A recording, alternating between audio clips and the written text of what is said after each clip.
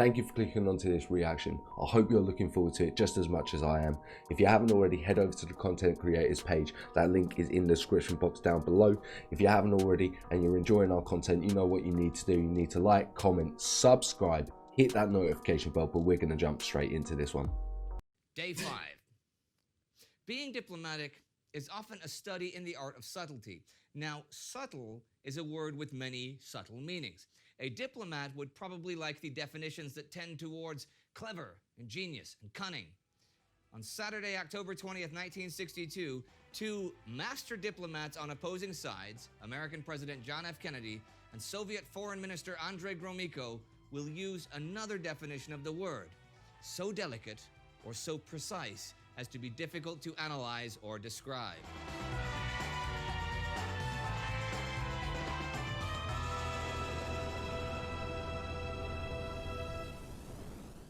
This is TimeGhost, the Cuban Missile Crisis. I'm Indy Nidell. Yesterday on the 19th, the first Soviet nuclear warheads were made ready for deployment on Cuba. At the same time, the American Joint Chiefs of Staff presented the president with their preferred plans for a military solution to the crisis. Kennedy left that meeting with the impression that he had made clear he wanted to explore diplomacy and maybe a blockade. The chiefs understood him differently. Kennedy is now in Ohio. Of what they want. They did war and now. Yeah, literally. Don't make a mistake. You're screwed either way. Campaigning for Democratic candidates for the upcoming midterm elections. Despite the crisis, he will go ahead with his regular schedule to not raise public alarm. The campaign speeches he holds focus on everything except foreign affairs and the looming nuclear crisis. Meanwhile, Gromyko, who is still in the States, cables Moscow his conclusions from meetings with Kennedy and Secretary of State Rusk 2 days ago.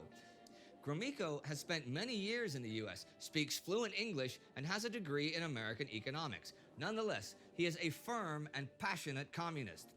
He's also a hard-ass negotiator who listens patiently, but stands his ground without budging an inch or displaying emotion. He has a photographic memory and a razor-sharp mind. In short, he understands his adversary, he is experienced, and he is smart enough to read the tea leaves. Ooh, that's a man and a half there. That is definitely a dangerous man. Yeah, man. I'd love to wrap it, man. Come on, that would be so. It's like having a superpower, but not having a superpower. I wouldn't tell anyone I've got a photographic memory. No. But honestly, think about it. It is like a real life superpower. If you have the ability to have a photographic memory, you are a superhero to me. Yeah, do you know what I mean? You are a real life superhero. Like that. That is. Woo. He reports Mutation in our his genes. meetings with Kennedy and Rusk. He made a. If you have photographic memory and someone else who has a photographic memory, make the human race a better. These, it's just need to get rid of dick people. And I say that, and we would be the first to go. Fuck off. Point of protesting I the said we embargo would. on Cuba, which he we would calls be a close. blockade and piracy. He has gotten concessions on Laos and steered the conversation to Berlin to keep Kennedy focused on that conflict instead of Cuba. During those meetings, no one mentions the missiles outright. Instead, they use the euphemism, events in July. Gromyko is adamant that an invasion of Cuba is not in the cards. He writes that Kennedy replies, "As president, I'm trying to restrain those people in the U.S. who are favoring invasion to Cuba." Referring to the events in July, he notes the president's words, "I repeat, a very dangerous situation arose regarding this issue, and I don't know what can be the outcome." One would assume that he understood the point, especially since he ends his report by noting that the Americans are deeply perturbed.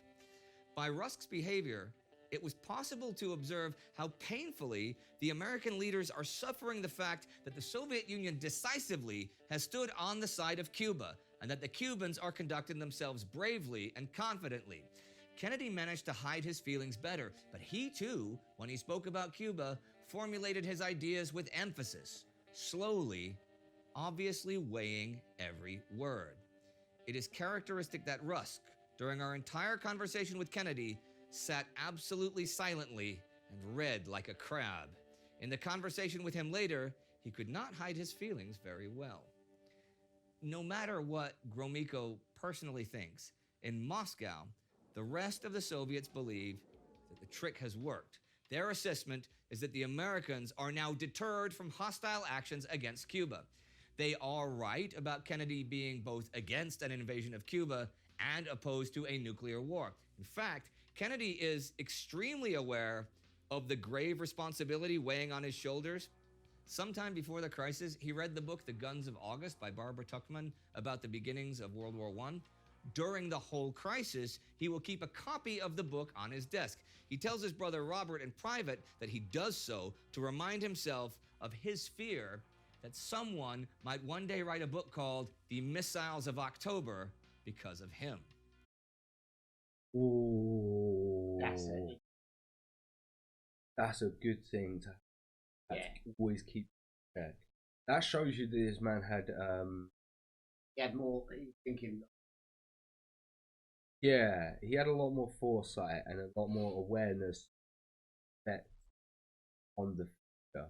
He always wanted very interesting like that. But the Soviets are wrong about the Americans being deterred. Instead, they've given those in favor of an invasion fuel for their fire. Bobby Kennedy was even part of that group at the beginning of the crisis. And remember, the president had met the Joint Chiefs and walked away with the impression that they had understood his message of restraint. Remember, too, that they had chosen to understand his message differently from what he thought. Anyway, this morning, the President of the United States is about to change his mind. From his statement of being ready to do nothing at all about the missiles on Cuba, he will now move to side more with the hawks, advising a forceful response. The day starts off fairly normally at the Blackstone Hotel in Chicago with the usual briefings, breakfast, and preparations for the campaign events of the day. All of this is interrupted when Bobby Kennedy calls at 10 a.m. to tell his brother that the ExComm members are now urgently asking to meet the president and are ready to decide on a response. ExComm is the group dealing with the crisis. More intelligence has become available, and the situation is worse than they thought. The CIA has a new assessment of the total strength of Soviet forces on Cuba, though they still hugely underestimate the number of troops there as between 6,000 and 8,000, instead of the actual 45,000. But they have discovered all 40. That's a big difference. Big difference. Of the MiG-21 fighter and IL-28 mid-range strategic bombers. They have also discovered 15 Komar-class speedboats armed with 2 tactical nuclear missiles each. Oh, Which is damn! 3 more boats than the actual 12 that are there. And most of the SAM sites and almost all of the missile sites are also now known. Moreover, today for the first time, there is mention of possible tactical nuclear frog missiles in their report. But they note this as unsubstantiated rumor. They still do not know where these strategic nuclear warheads are stored, though. They're not even sure that they're on the island yet. So they have not noticed that the first ones are in fact locked and loaded since yesterday. Oh. Even if they underestimate their opponent's strength, the US now knows that it will face a substantial Soviet force armed with tactical nuclear weapons if they invade Cuba. But remarkably, the CIA still thinks that the Soviets would probably not go to war with the US if they did invade. Instead, they argue that the USSR will stay out of it and choose to heat up conflicts in other locations as a response. Yeah. They come up with some fairly vague reasons for this thinking. One of them is the argument that there's no public and official military alliance between Cuba and the Soviet Union, making a war on Cuba involving the Soviet Union technically illegal. Telling you his life story. Literally. Come on, bruv, like, I only want one. I only just need the one, you know what I mean? Gotta go down to your road later. Get my free blowy. I'm meeting my mate, innit? They failed to furnish any argument to show the legality of the U.S. waging war on Cuba, though, which will prove significant later in the day. Be that as it may, There is alarm that the Soviets might get even stronger if action is not initiated immediately. JFK agrees with RFK, that's Bobby, and XCOM's assessment and will return to Washington immediately. Okay. In order to not alarm the public, he and his doctor concoct a story about a sudden bout of the flu. Press statements are drawn up and sent out within minutes. There's even an improvised photo op as the president leaves the hotel, doing his best to look sick. Right. What are you talking about? That happens all the time. Exactly. What else have they been covering up shit like that? Crazy. No, but you got to at that point in time. Yeah, no, 100%. But that's mad that they can say like, oh yeah, no, it was a full-on fake, and within minutes it was in the press. That he was sick, yeah. Yeah, that they played it off though. It was within minutes they got it in. Like, it's mad. What, they guessed it? No, that they just created it, like they made it up. Yeah, no, that's not mad. That's easy. That's easy. All you do is your assistant calls up a newspaper and goes, oh yeah, I'm anonymous giving you a tip. JFK is ill. He's ill, yeah. And then it's boom, national. Yeah. Global. Yeah. One bloke's got the flu. Yeah, because he's the president. Yeah, I know. You know what I mean? Yeah. It's easy to do, but of course you're going to do it as well because, like, you don't want to cause panic. You don't want to go, oh yeah, it's going back to Washington to talk about this missile crisis situation. Yeah. Wait, what? Oh yeah. We might get nuked in 2 days. What? Why are we not going to war? And you see the trigger-happy Americans just going crazy after that point, and they're trigger-happy. So if they ain't shooting communists, they'll start turning it on each other. Yeah. You just don't want to cause a panic. In Washington and on his way to the 505th meeting of the National Security Council. As it is an official NSC meeting, it's not recorded. The meeting will last for 5 hours, and the discussions will get heated, even uncivil. It opens with a briefing on the situation. The official minutes note Kennedy's reaction. There is something to destroy in Cuba now, and if it is destroyed, a strategic missile capability would be difficult to restore. Defense Secretary McNamara acknowledges that they have not been able to agree on one course of action to recommend, so they present the president with two alternatives: the blockade track, led by McNamara, and the Bundy plan, or the airstrike route, led by the chairman of the Joint Chiefs of Staff, General Taylor, and National Security Advisor Bundy. 3 remarkable things emerge from the record of this meeting. 1. Kennedy expresses his opposition to an invasion of Cuba, while still explicitly directing the Joint Chiefs to begin the plans for such an invasion. CIA Director McCone writes in his notes tomorrow that an invasion of Cuba was agreed upon when all other actions had run their course. Okay. 2. Okay. It's clear that the participants are anticipating a war that could go much further than Cuba and could become a nuclear confrontation. They discuss limiting this risk by dismantling warheads in Turkey and Italy so that they don't fire these off, even if they are attacked by the Soviets. They decide to reconsider their opposition to French nuclear armament and help France with its nuclear development. Bobby Kennedy even proposes giving nuclear arms to West Germany, or at least threatening the Soviets that they will do so. 3. Legality, or the appearance of legality, is a major concern that helps decide the course of action. In the end, the Bundy plan is rejected partly because the U.S. would look like the bad guy through a sudden, unannounced attack. Bobby Kennedy calls it the Pearl Harbor effect. Even wording becomes an issue, so that when they choose the blockade track, they decide to call it quarantine, as blockade would imply an act of war. Only one person of those at the meeting speaks in opposition of decisive action. It's once again the U.S. ambassador to the UN, Adlai Stevenson. He suggests negotiating a trade with the Soviets, offer to withdraw missiles from Turkey and Italy, give up foreign military bases, and offer closing the Guantanamo military base on Cuba. Everyone jumps on him, one after another. Even Kennedy is noted as forcefully rejecting the Guantanamo idea. Security advisor and Stevenson's friend, George Ball, who was there, will say that participants at the meeting intemperately upbraided Stevenson and were outraged and shrill.